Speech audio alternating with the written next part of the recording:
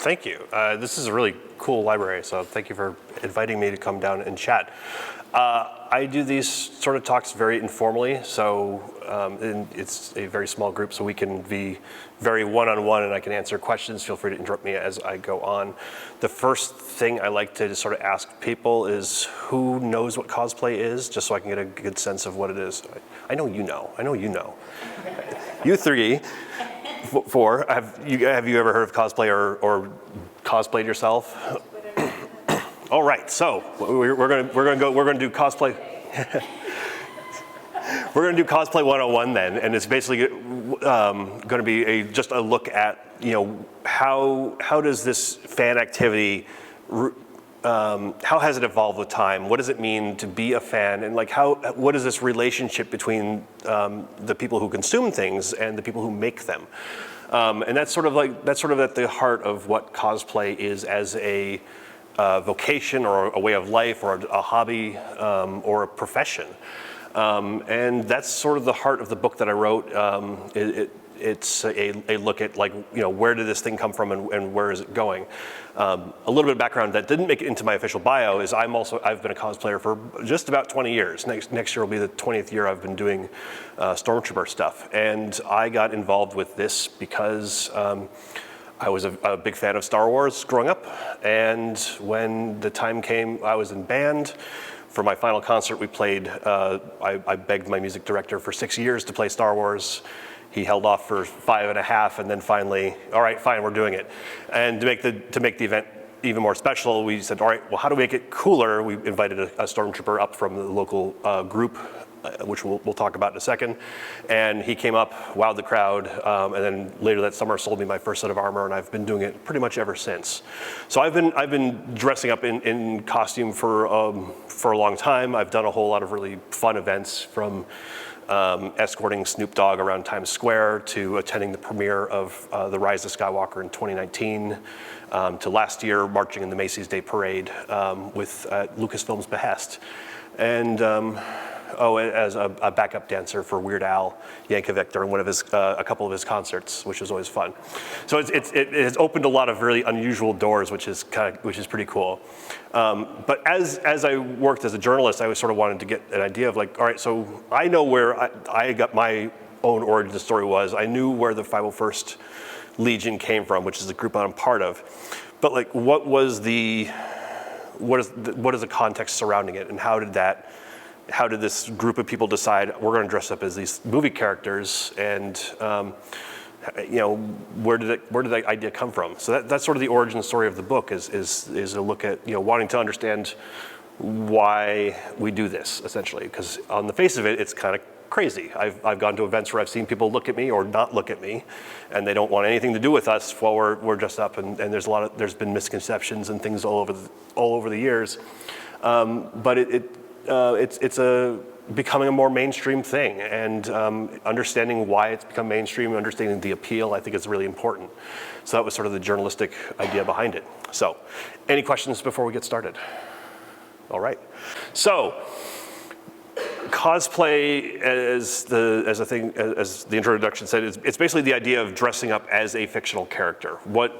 If you think back to your favorite movie or your favorite TV show or favorite book, comic book, video game, webcomic, anything really, what are the things that you're fans of? And cosplay is essentially the act of dressing up as one of those characters because you are a fan of them, rather than as a professional actor who is going on stage and sort of performing for an audience. This is sort of a participatory event for fans. So early for the book, I wanted to sort of go, there's really no starting point. There's certain conventions where things started off, but then with any starting point, there's what happened before that and what happened before that. So I tried to take this story all the way back to where does costuming come from, and why do we dress up in costume? The very essence of these sort of theatrical things. So you can take that back, all the way to antiquity. People like to dress up. We like to pick up props while we're talking about, recounting stories over a fire or at a ceremony. So the earliest costumes were, sort of religious garb. And then over years and centuries, it changed and evolved and became this thing where you're trying to inject more realism into the performances. You're trying to bring your audience with you into the story through the performance and through the costumes, through the sets and props.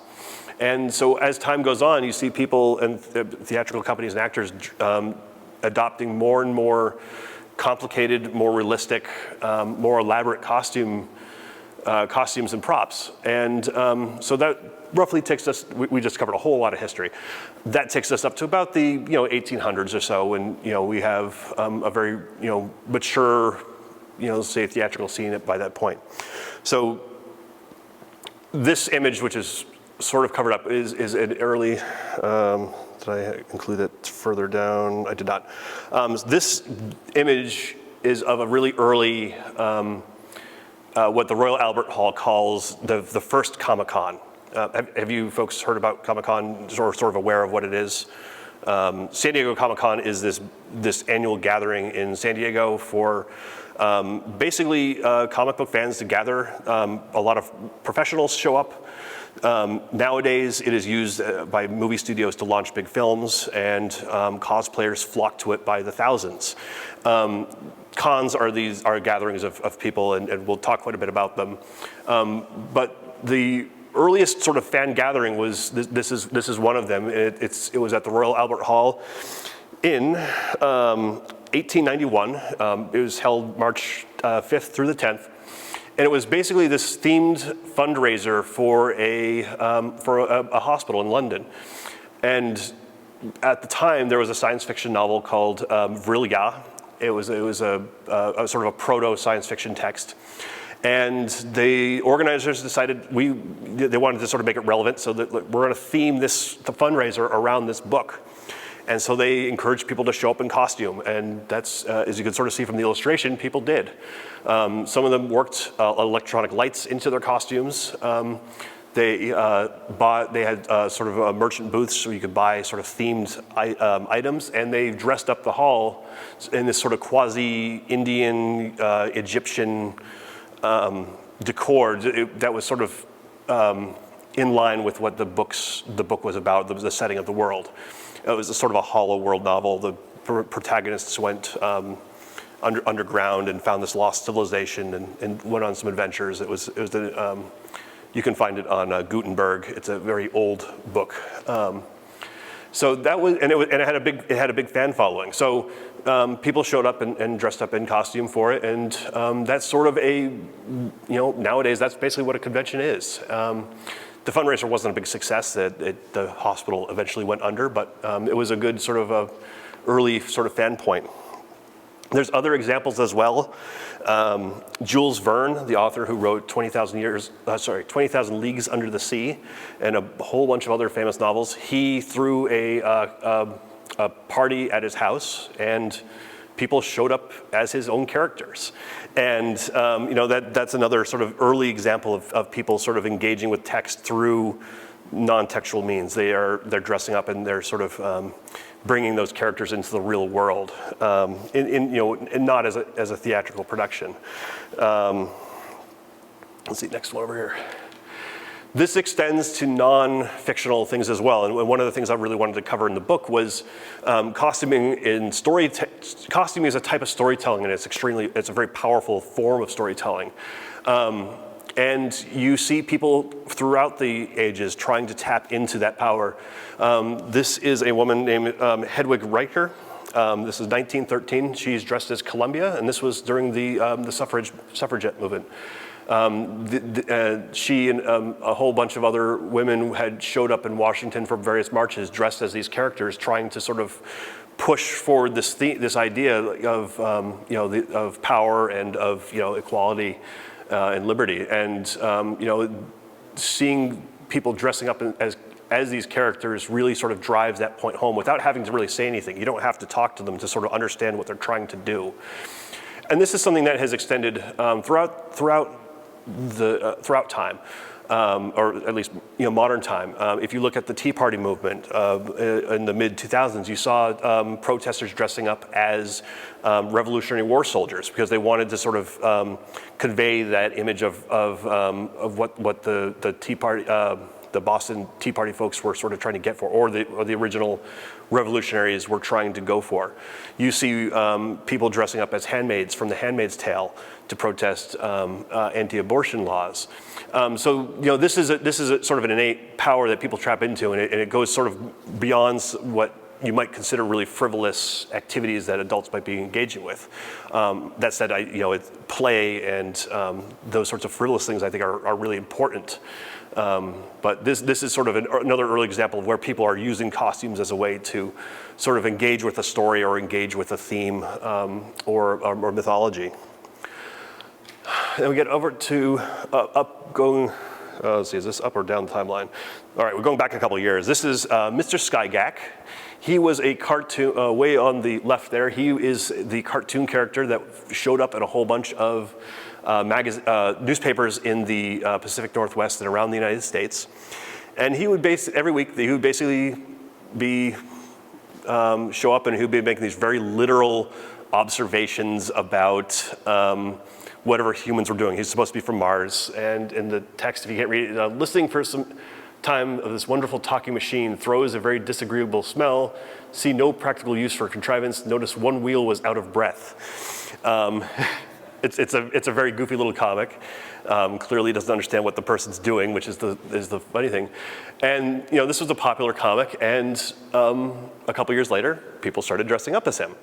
It's not a very complicated costume. You see he's got sort of a smock, and he's got a notebook and some shoes, and people basically started dressing up as him. They're wearing some goggles, they have a notepad, they have the smock, and they've got the stripes on the shoulders, and there's one person was advertising, I think, a rolling rink, and another person was at a costume contest. The person at the rolling rink was actually arrested because they ran afoul of some anti-masking laws. That was sort of a byproduct of the Ku Klux Klan operating. There was a whole bunch of places around the United States that had actually enacted laws to prevent people from wearing masks, including here in Vermont. Some folks ran into that a couple years ago in Burlington because these very old laws were on the books. But anyway, that's sort of an aside to that. But yeah, this is another early example of people being a fan of the character, thinking, hey, this will be fun to do. I'm going to dress up as them. And there we go. The other thing that I really wanted to engage with or talk about in the book is reenacting. The idea of, and this covers everything from the American Civil War, these reenacting scenes sort of crested around the middle of the century for the centennial of the conflict.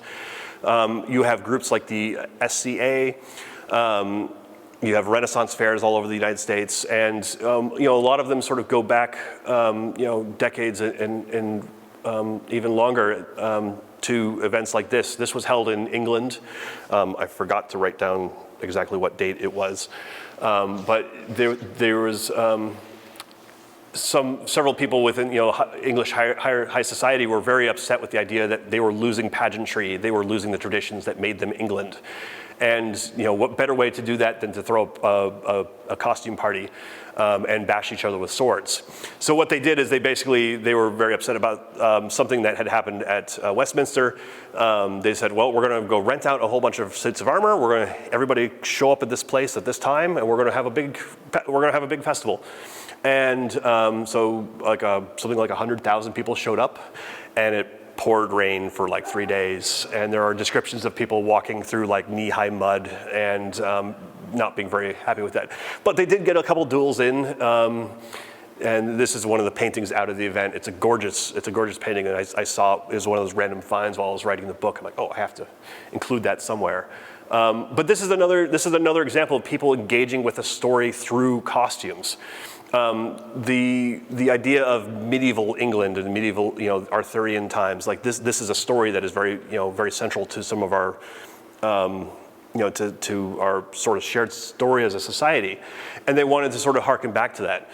It's not always terribly accurate, but this is something that people try to get closer to or try to embody through the art of costuming. And you see these you see folks dressing up in uniform, in armor, or in costume to sort of convey that. And if reenacting is not quite the same thing as cosplay, it's a very close cousin, and that's one reason why I wanted to sort of include it in the book. My model here, Dan, in addition to doing Obi-Wan Kenobi, he also does Civil War reenacting, and he's actually interviewed in the book. And we can play Q&A a little bit later with him. The other big avenue for early costuming, Halloween and Thanksgiving. These are two Thanksgiving massacres. They were in the New York area in the early 1900s. And before trick-or-treating was a thing, you had kids going around begging for treats around Thanksgiving, especially in sort of the New York area. They were called ragamuffins. And they would basically go door to door asking for coins, pennies, apples, or other treats. And if you didn't give them something, they would usually have a sock full of flour, and they would smack your door with it as a way to, I guess, sort of warn other people that you were not very in a sharing mood. That tradition sort of comes out of, that Thanksgiving tradition comes out of the New England area. The servants and working class folks would go around to some of the richer neighbors and sort of appeal to their sense of the spirit of the season to sort of share with them, I guess. My theory is that around Thanksgiving time, in late 1800s and 1900s, parents wanted the children out of the house where they would not cause mischief, and out in the streets they go. They became so disruptive and so irritating to people. There would be big parades of them. They'd be tooting horns, and basically some towns and streets were basically like, no, go, we don't want you here anymore. That's one reason why the Macy's Day Parade came about. It is, and then basically sort of that whole tradition sort of shifted over to Halloween, which had its own sort of quasi costuming traditions as well. But there's a whole lot of sort of a mushing up of cultures and traditions that sort of has brought forth the modern day version of Halloween as we know it today. And this is around the 1930s, 1940s. And the reason I wanted to include Halloween is because this is predominantly where a lot of people first encounter costuming outside of like a play or a movie. When they're kids, you dress up as costumes. And frequently costumers that I would speak with for the book, they would say that, I got my start at Halloween. So that was sort of an early example. So that brings us up to about the 1930s, 1940s, and the guy in the picture here is named Forrest Ackerman. The woman is Myrtle Douglas or Morojo, and they were from California, and they showed up to a convention dressed as these characters from H.G. Wells' The Things That Come. And this event that they were part of is the first ever World Science Fiction Convention held July 1939 in New York City. Science fiction fandom had begun to coalesce in the 1920s, 1930s. There's a whole academic argument made about science fiction emerging from, you can take it all the way back to antiquity and myths and whatnot. But like the modern version of science fiction largely comes from 1920s with a couple of very influential magazines that came out. And what the magazine editors recognized is, if we can get these fans to talk to one another and engage with us, and form clubs and whatnot, we will have people who will continue to buy the magazine and just generally engage with this form of literature. So that's sort of how these science fiction clubs came about. They popped up all over the country. You'd have, New York City was a home to publishing, and a lot of people lived there. A lot of publishing folks lived there. A lot of fans lived there, and so they would gather in sort of informal gatherings and clubs. But this was sort of like the first real meeting of everybody within the larger fan family. And so a lot of them just showed up to talk with their favorite authors and maybe talk about the stories they read. These two guys showed up in costume, and everyone was like, "What are you doing? This is very strange."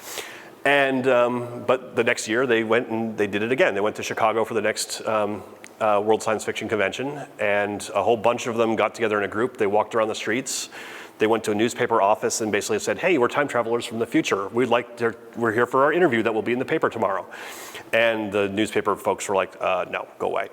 And apparently they were also stopped by some local police officers. One of them had to pull out his government ID to basically say, we're not really cranks. We're just, we're at this thing, we're having fun, and please don't arrest us. If the first time somebody does something is important, the second time is just as important. The third time is just as important. This is Walter Daugherty in 1941. He fished this clear thing out of the trash. He worked at a defense contractor and thought, hey, this will make a really cool spacesuit costume. And so this is at the World Science Fiction Convention in Denver. At this convention, they actually held a formal sort of costume masquerade. It was like a costume contest.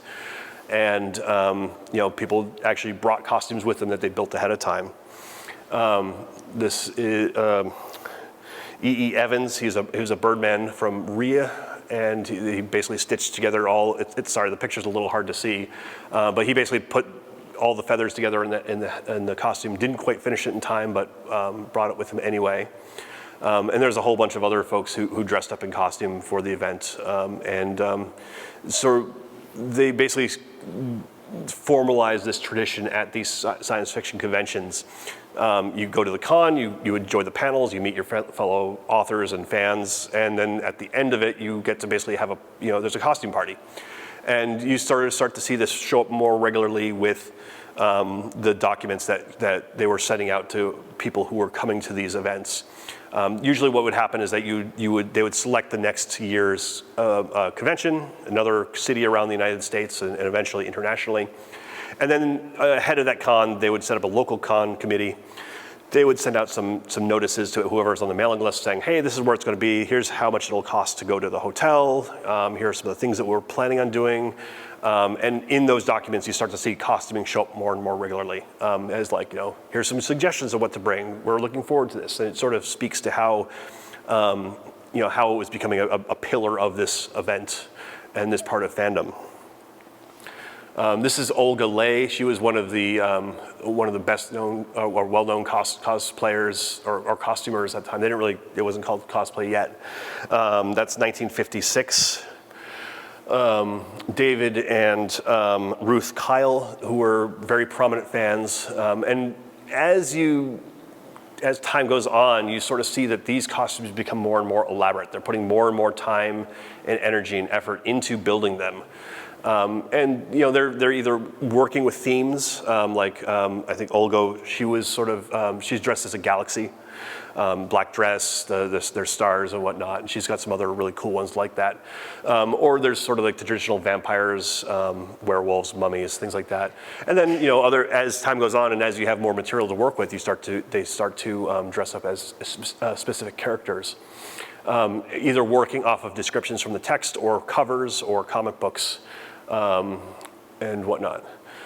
So that takes us up to about the mid-1900s, 1950s, 1960s, and it's sort of when you sort of start to see a bit of a change in the 1960s as this event and this hobby becomes a little bit more formalized within this con structure. Comic book companies are starting to license out costumes, especially for like Halloween and things, but they're very recognizable characters that you have a lot of visual representation for, and you also have television, like TV shows like Star Trek become really big. Star Trek shows up 1966, and it basically is a bomb in the science fiction world because what it does is it introduces more people than ever to science fiction themes and stories. Before that, it was largely confined to, the occasional movies that you'd see, but mostly this fan culture was mostly limited to text and mostly magazine stories. 1950s, you start to have novels showing up as paperbacks become more popular and as authors sort of make the jump from magazine writing to book writing. And then with the introduction of Star Trek, you have a whole wide audience that wasn't just never part of that subculture, and now they are coming into that fold.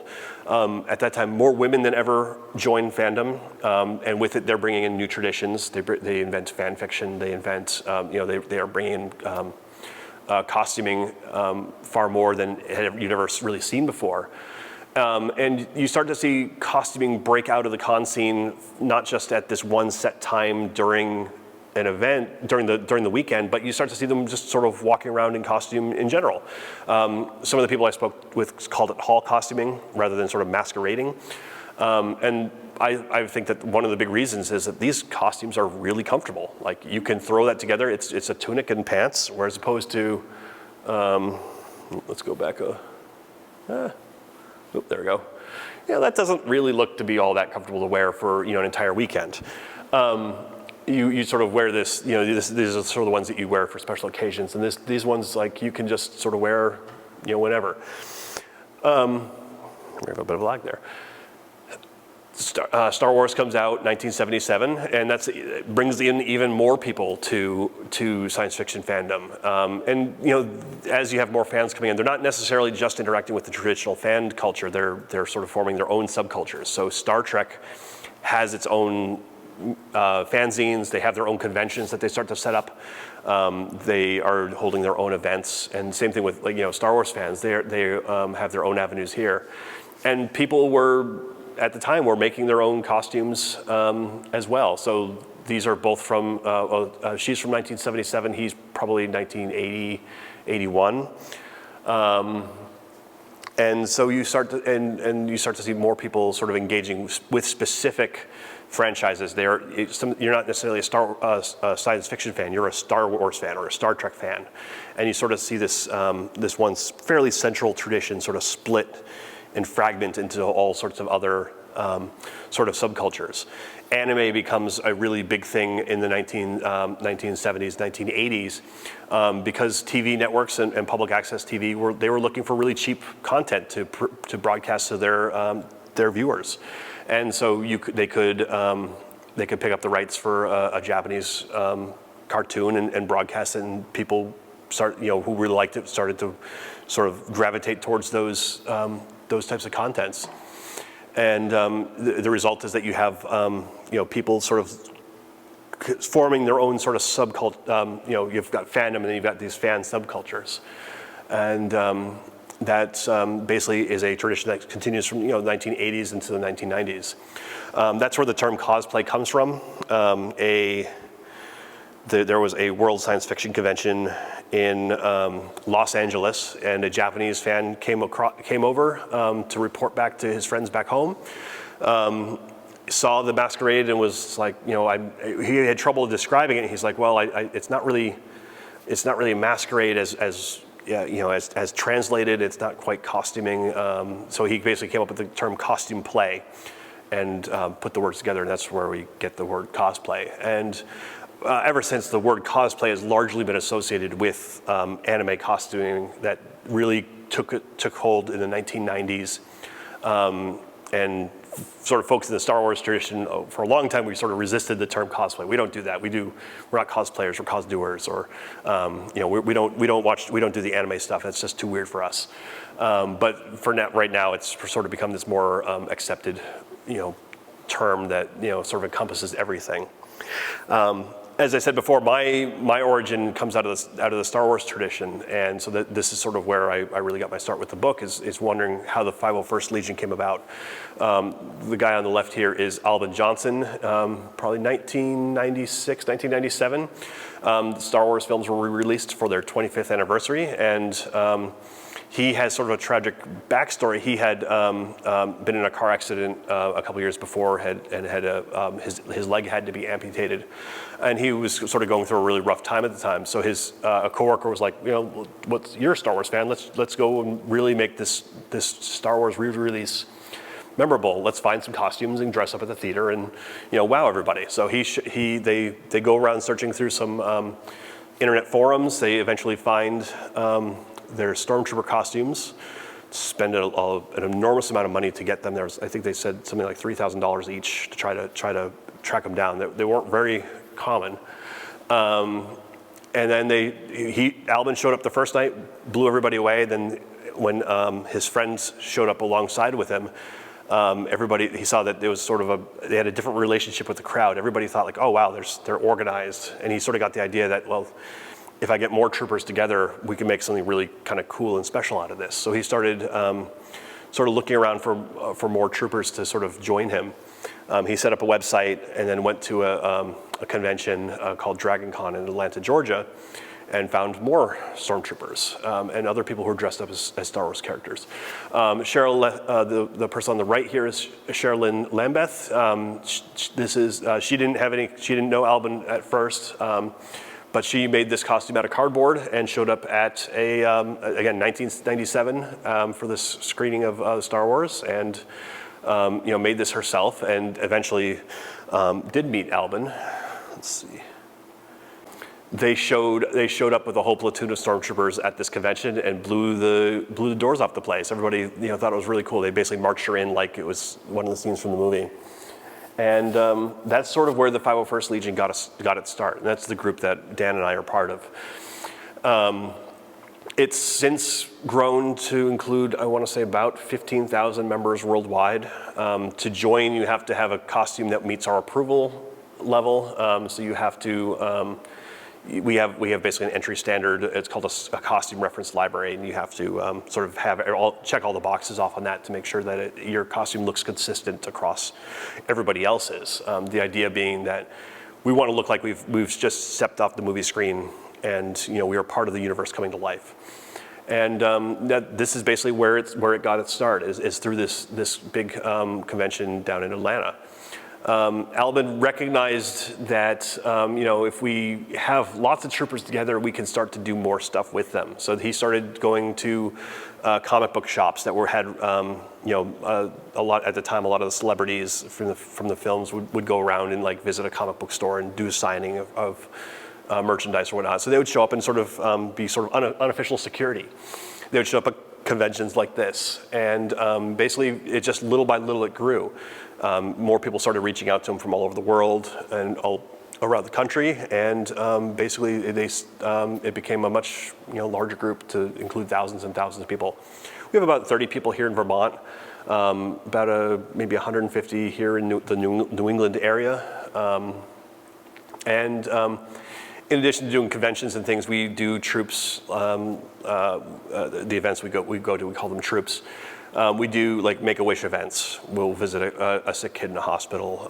Actually, the last time I was here in Manchester was for a Make-A-Wish events for a kid who we were telling him that his wish had been granted. He was going to Disney, and we had, I want to say, 30 characters from all over the franchise, including Han and Chewbacca there. To basically tell him, and it was a emotional and very gratifying event. And we've done a whole bunch of other ones for kids throughout Vermont and throughout the world as well. And that's sort of one way. Some of us can sort of justify spending a lot of money on these costumes, but it's also just a really good thing to do, and we like to be able to sort of bring that little bit of joy to people's lives by bringing these worlds that they love to life. So I mentioned that where the term cosplay comes from, and now we've sort of come up to the modern day versions of it. Cosplay has become a much more mainstream thing in the past 20 years. Certainly since when I started. When I started, it was just, oh yeah, Andrew's just that dork. He's going to do things like that. Nowadays, you have people who are dressing up for Halloween parties or going to their local cons just because it's now the it thing to do. Has anybody here seen Game of Thrones or the Marvel films or any of like the bigger sort of water cooler type movies or shows, or at least you've heard of them? These stories have become a far more central thing in our societal discourse than ever before.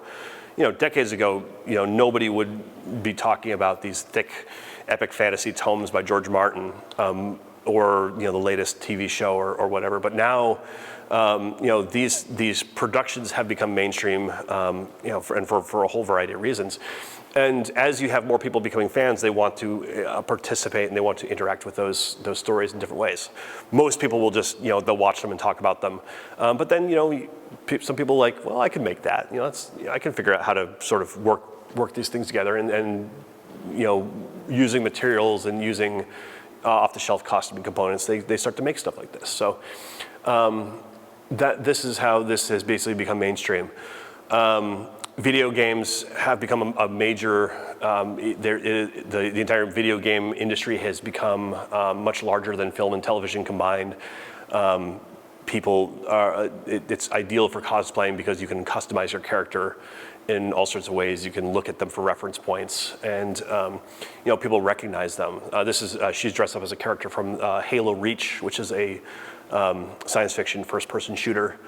And she made this herself out of, I want to say fiberglass or card stock or some sort. This is Jenny Tyler. She's dressed up as a character from Raya and the Last Dragon. One of the reasons for why you have cosplayers, the explosion of cosplay, she can't actually see out of that. She has to pose, and then if she wants to move around, she has to take her head off. One of the reasons why cosplay has become this big mainstream thing, in a lot of ways, is it's become far more easier to know what it is and to learn how to do it.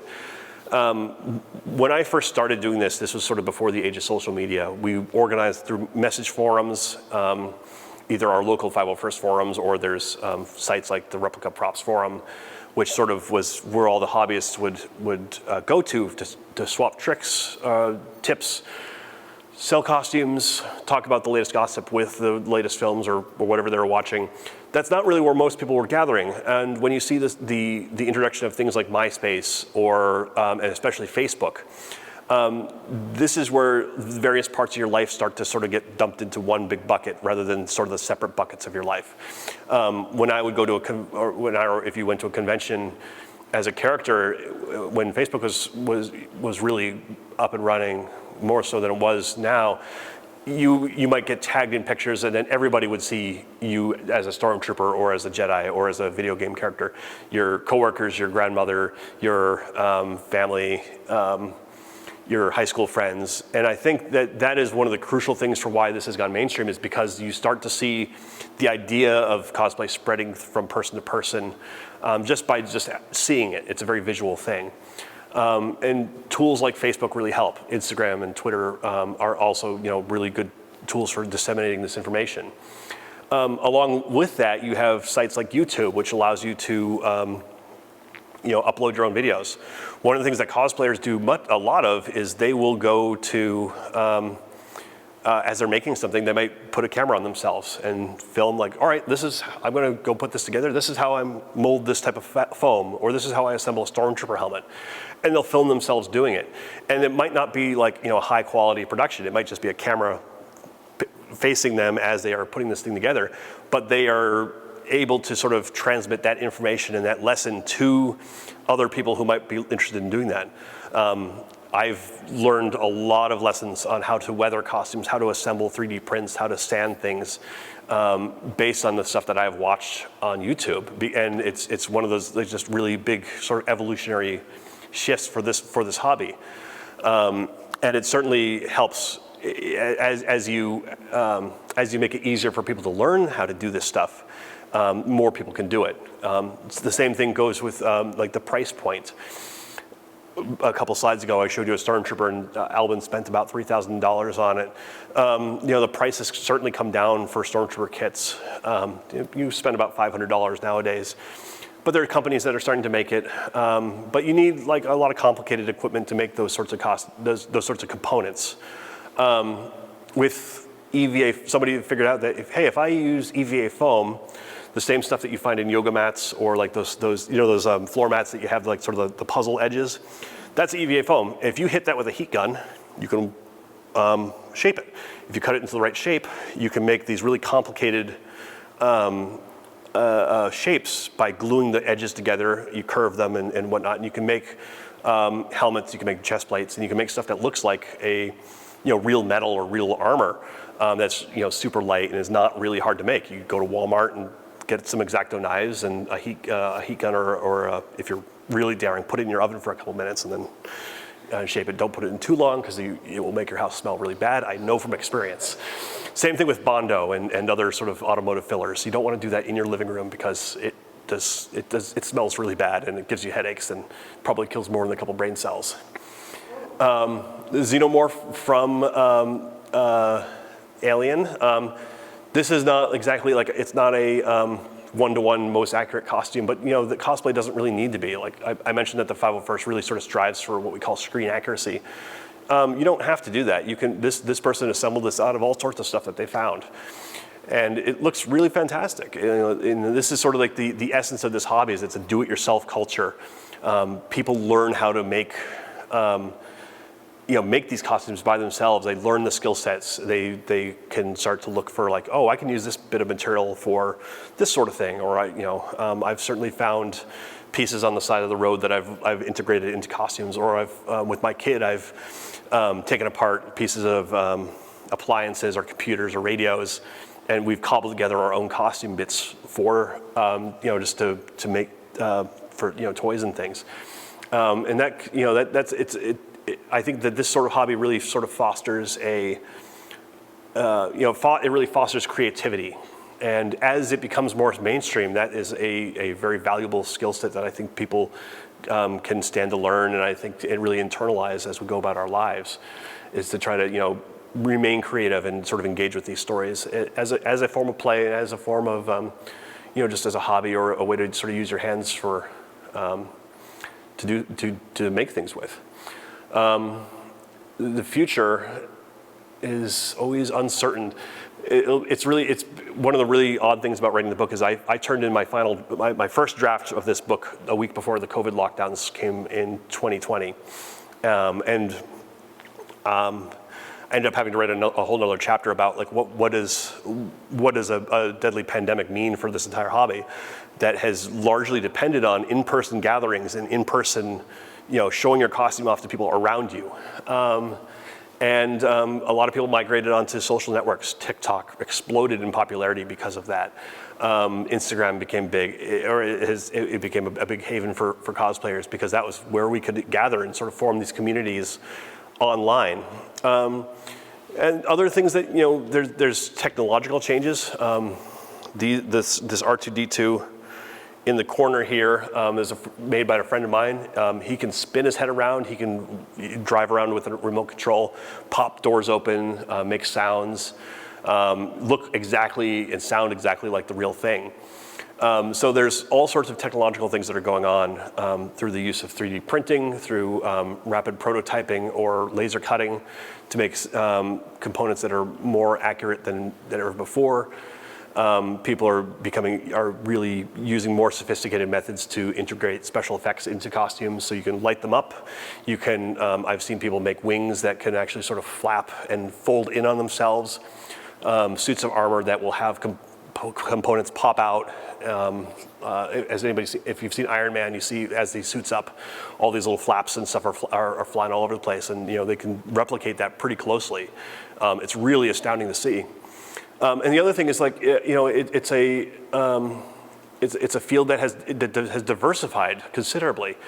This woman, Blair Amani, she dressed up as Geordi LaForge from Star Trek: The Next Generation, and she was looking at his character's backstory and realized, oh, hey, this character's from Somalia.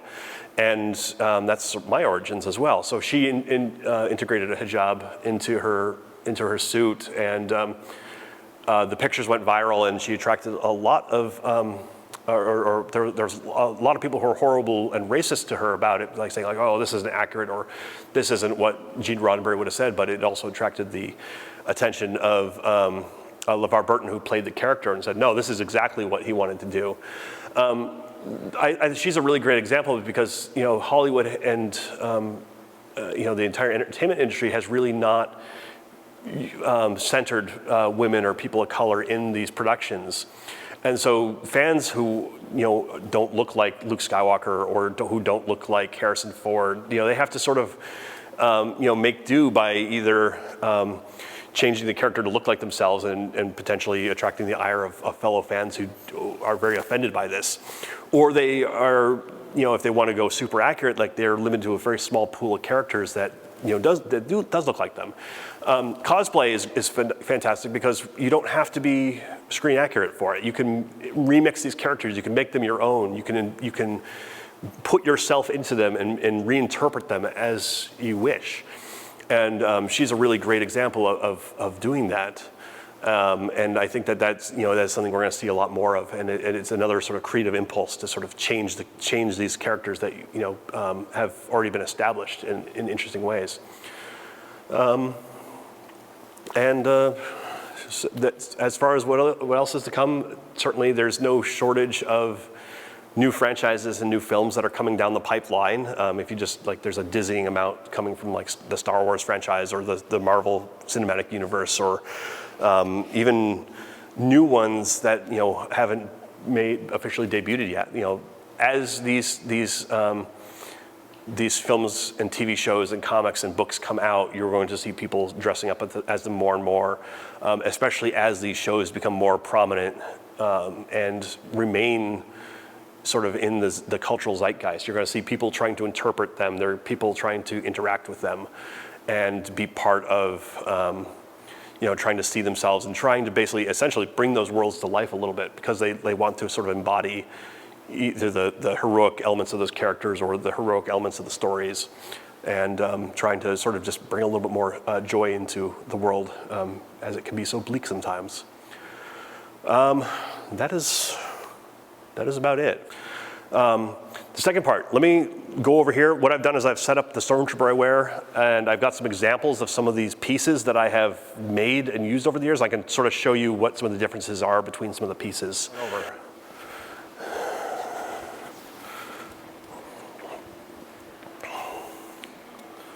So I work at a museum. I work at a museum now, so I really like the idea of setting up museum components. So this is an Imperial Stormtrooper from A New Hope. It is made of ABS plastic, and it is made in the same way that films, that the original film, the screen-used Stormtroopers were made. It's called vacuum forming the plastic. So what you do is you clamp a big sheet of plastic onto a thing. You heat it up. You can take it. You can pick it up. It's not going to break. I have dropped all these pieces many times. You heat up the plastic so it's a little bit more malleable.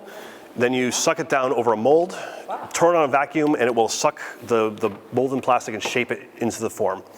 And then basically what you do is you glue these components all together. So the forearm piece right here, on the inside you have a bottom piece and a top piece, and these are joined at the edges with a cover plate. I basically just used a type of glue called goop, and basically spread it on and clamp it down, and it's not going anywhere. So that one you put on like a bracelet? Yep, looks like a gauntlet sort of thing.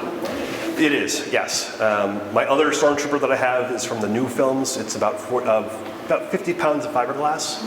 I got to walk in the Macy's Day Parade, so there's a couple miles in that. That was fun.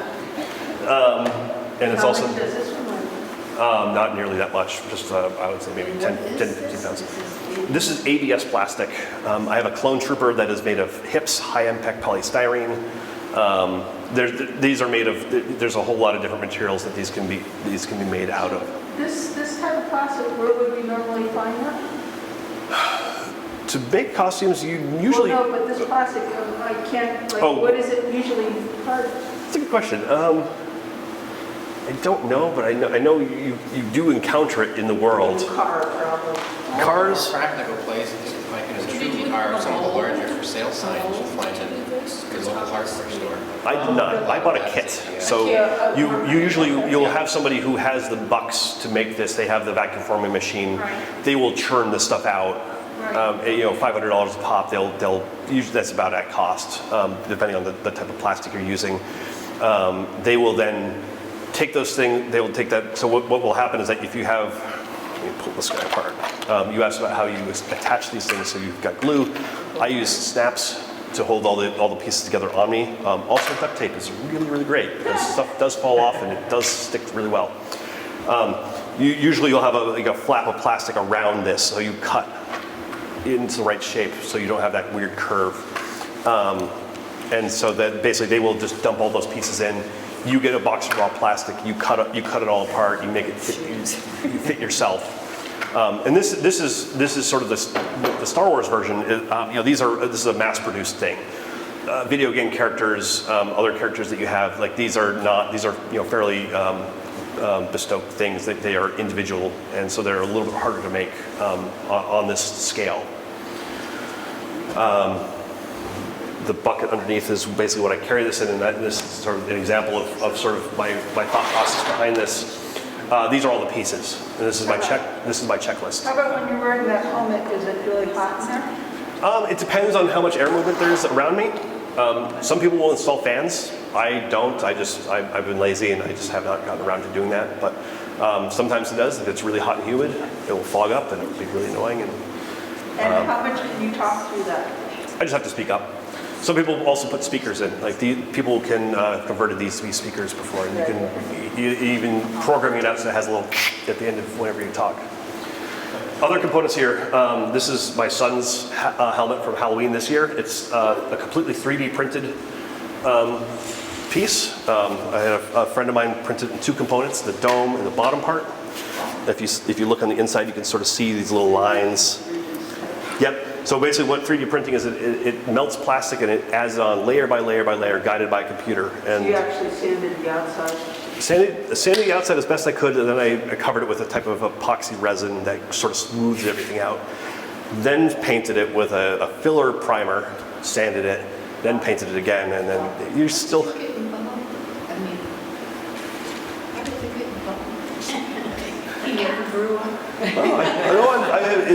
I've grown up, but it's just a very hands-on activity, and I like to build things. Okay. And it's when I had the first experience of building a storm. This is my second version of this, but that was a lot of fun, and you get a lot of interplay with the people around you, and so I just have kept doing it. And I've met some of my best friends in the world doing this hobby. People who were in my wedding or at my wedding, and I've been to weddings as a stormtrooper. It's a very. When you got married, you dressed up? I did not know. My wife would not let me. But people who were 501st members did show up at the reception with helmets on, which was this is beautiful. I know. It was a lot of. How long did it take you? That was a couple months, I think, off and on. Yeah. You can throw one of these together a little bit more quickly. I'm impatient, so I have to I'm limited by drying times. I'll put it together a piece and have to wait for a little while and move on to other things. Things like this can be a little bit more involved because there's sanding and painting and weathering to do. The eyes are right here. There's no covers to it because my son thought it was very What dark. characters are? This guy's name is Wrecker. He is a big burly clone trooper who likes to wreck things. And my son I ended up tracing out the white parts, but my son ended up doing the painting. I did the red parts, but he and the rest of the costume we made out of EVA foam. Other 3D printed parts here is the little statuette that's from a TV show called Moon Knight. I watched the first episode. And this is sort of one of the interesting thing about this is that you model this stuff with a computer. By the time the first episode was out for a couple days, somebody had gone and modeled this figurine, put it up online, and before the next episode it aired, I had printed it out of my printer at home, assembled it, sanded it, painted it, and had it done within a couple days. So you can make these things. You can pick it up too. It's super light and. But it's three-dimensional. So for the photograph, how do you get it to be three-dimensional?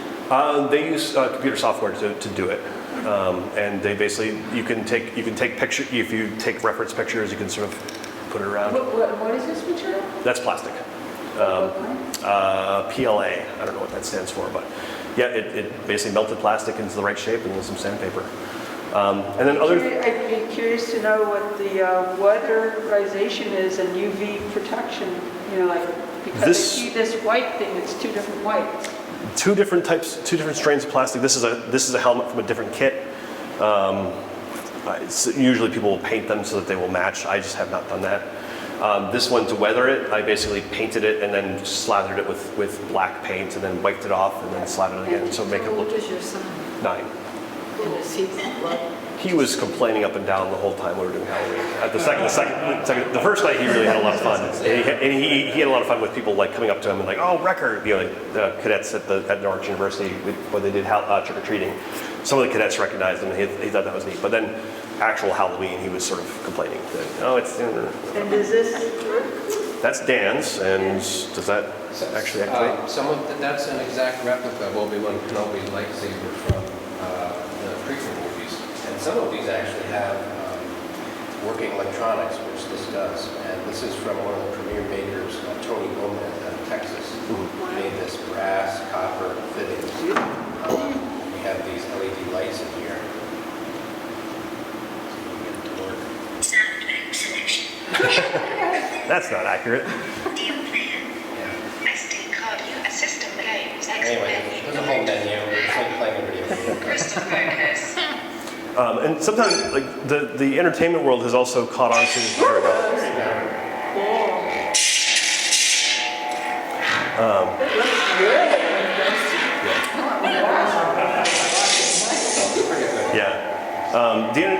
The toy and entertainment industry has also caught on to high-end costumers as well. There's a company called Duonovo that makes Stormtrooper armor. Actually, the helmet is from Anovos, which is a company that was its predecessor.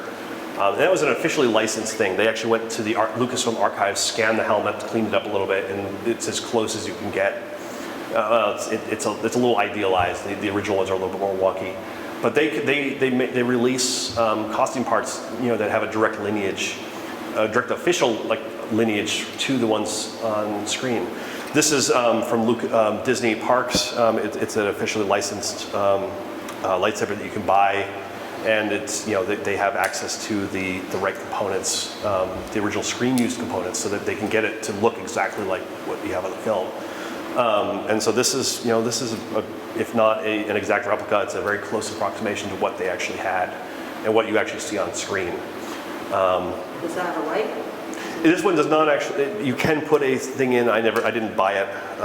It's like another couple $100 to buy the saber. I just wanted the actual handle. I have it displayed in my office. On the hilt.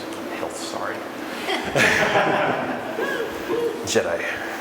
And then the blaster, which I carry with my Stormtrooper, this is a toy. This was a licensed toy that was from the 1990s, I think. And I was working at a summer camp, and a kid came out of the woods with it, like, hey, you can't have guns. I'm going to take that. And it actually, even after being in the woods for ages, it still makes sound. I had to modify this so like these bits here, this thing underneath, the scope, some of the other greebly bits, that, especially where you sort of see it's worn through, those I added on to make it look more like the actual component, like the screen used thing. I mean, this is not, no, this will not fool somebody into thinking it's a screen used accurate toy, but it's also light and for carrying in parades. It looks like you don't want to carry that around in real life, otherwise you get in big trouble. Good. Yeah, and that's actually a real legitimate concern that we have. I have had within the costume community is that a lot of conventions will require you to do what's called piece bonding, where they will inspect a prop weapon. They will put usually like a zip tie around the trigger so you can't pull it. And make it really readily apparent that this is not a active firearm. This is descended from a real gun. It was a Sterling submachine gun that the film folks modified, you can still find Sterling submachine guns. I actually were you at Vermont Sci-Fi Fantasy Expo? Yeah, I forgot what his name is. One of the guys who had a shop there. He had one of these in the con. It was deactivated, so it wasn't an actual, an actual weapon anymore. But you can make these things from the actual weapons that they're descended from. I have tried to steer away from carrying firearm type things when I'm in certain events. movie theater events particularly, and a lot of events, places where we hold events, they will actually sometimes ask us not to carry guns. And it depends where you are in the country. Texas, they don't care. Places around Vermont don't care. Massachusetts, I don't think I've really carried a gun there. New York City, when I did the Macy's parade, we weren't carrying any sort of firearm. And there's sort of community concerns that you want to be really apparent, but I'm always, my recurring fear is that there will someday be an active shooter situation at a convention or at a movie theater, and we'll have somebody in costume that somebody doesn't recognize what they're doing, and something bad will happen.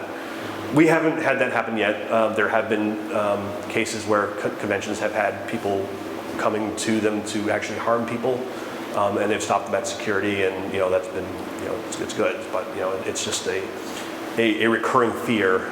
So what I try to do with a trooper, not necessarily this trooper, my first order trooper and my shore trooper, I have, and my clone trooper, I have components that I can carry that are not firearms. So for my clone, I've got a pair of binoculars, and it's actually great because I can then hand that to the kid who's taking a picture with me and say, hey, look, the enemy is that way. Point and get a really good picture out of it. The shore trooper, I've got the Death Star plans. And with the first order trooper, I've got another pair of binoculars and a bunch of other stuff I carry around. And so that you can sort of work around some of those really concerning things. And not all the characters carry guns either. But it's also just sort of an inherent part of what these characters are. Is that he's a space soldier and they carry stuff around. So, and coming back around to something you mentioned earlier, there's so much of cosplay that's grounded in in-person events. Mm-hmm. And you talked about the impact of COVID, the shift to social media. What's the landscape like now for a return to in-person events? Oh, opening back up. We've done events here in Vermont. Some conventions are more stringent about anti-COVID or COVID protocols. Star Wars Celebration required you to show that you were vaccinated or that you had a negative test results within 2 or 3 days of attending. They also required you to wear a mask. That didn't really work because they didn't enforce the mask mandate. Anytime I went, Star Wars Celebration is a massive Star Wars fan gathering. It was out in California this year. Anytime I was out in a crowd or inside, I was wearing a mask. I'm not today just because we're all pretty spread out. It's a small group, but that's tens of thousands of people coming in from all over the world. So there's that San Diego Comic-Con, which I went to in July. They were much more stringent about wearing masks, and I did not hear as many cases of people becoming really sick. There were people who were, some of my friends came out of Celebration and were like, oh, yeah, I got COVID. I'm like, well, no shit, Sherlock, you weren't wearing a mask. That's, you can take these precautions, and I think that's sort of how they're working their way back. Because some of these companies really depend on these events to be around. Reed Pop and Wizards, these are companies that depend on live events to do their thing. So I think that is going to be sort of a fixture. Better hand washing stations, which would be great.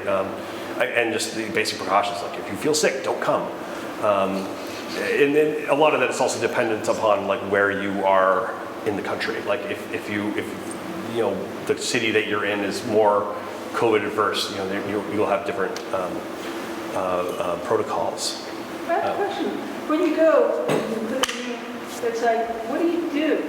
Just you're already a character, so that's obvious. But I mean, Dan, what do you do? How long do you stay in a convention, and what do you do? Well, I mean, if you're in a costume, you probably don't want to be in it all day, especially something like that. So we take shifts. Yeah. There's many other vendors to go see, and just getting to have that camaraderie of one another because we don't typically see each other every day. Yeah. Some of us like to be in character, like me. I love to play around with folks. A lot of folks will kind of be stoic and wear the lid and just walk around and really don't want any interaction, but want the enjoyment of being here. So I'll dress up as my stormtrooper. We have a handful of stock lines from the films. Move along, move along. the new TV show Andor, like I've gotten with the Shore Trooper. I cannot wait to suit back up as him because, like, are you part of it? There's lines that we can recount from it, and again, it's part of the performance of bringing that world to life for people just a little bit, just by just for a moment. Thank you for coming. Yeah, thank you so much. So, This is so impressive. well, thank you. It's a lot of fun. It's a labor of love. So. Someday I'd like to see you all attired. I didn't dress up as it because if I was up there in that, it would just hear clattering and clanking because I move my hands around. When is the next Really impressive. Coming up,